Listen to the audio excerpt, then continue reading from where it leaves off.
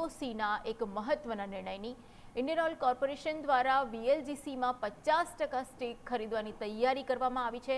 અમેરિકાની જે એલપીજીની આયાત છે એ અમેરિકાથી વધારવા માટે આ નિર્ણય કરવામાં આવ્યો છે। ઇન્ડિયન ઓઇલ કોર્પોરેશન આવી માલિકી મેળવનારી પ્રથમ કંપની દેશમાં બનશે। હાલમાં આ કંપની ચાર્ટર્ડ એલપીજી અને ક્રૂડ ટેન્કર્સ પર નિર્ભર છે અને વર્ષ 2027થી યુએસ એલપીજીની ખરીદીમાં મોટો વધારો થવાની શક્યતા છે।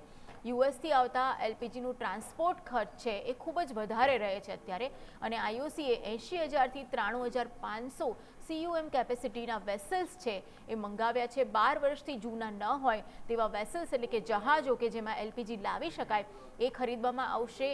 બિડર્સ દ્વારા મહત્તમ 2 વીએલજીસીઝની ઓફર કરી શકાશે અને ઇન્ડિયન ઓઇલ એલએનજી પણ આ ટેન્ડર હેઠળ ખરીદી કરી શકશે।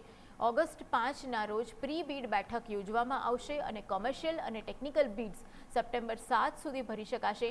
નાણાકીય સંપાદન બાદ વેસલ્સનું ઇન્ડિયન રીફ્લેગિંગ કરવામાં આવશે, એટલે કે જે બહારથી દેશોમાંથી જો વેસલ્સ લેવામાં આવશે એમને ભારતીય ફ્લેગ આપવામાં આવશે અને ભારતીય માલિકીની એ જે છે વેસલ્સ બનાવવામાં આવશે।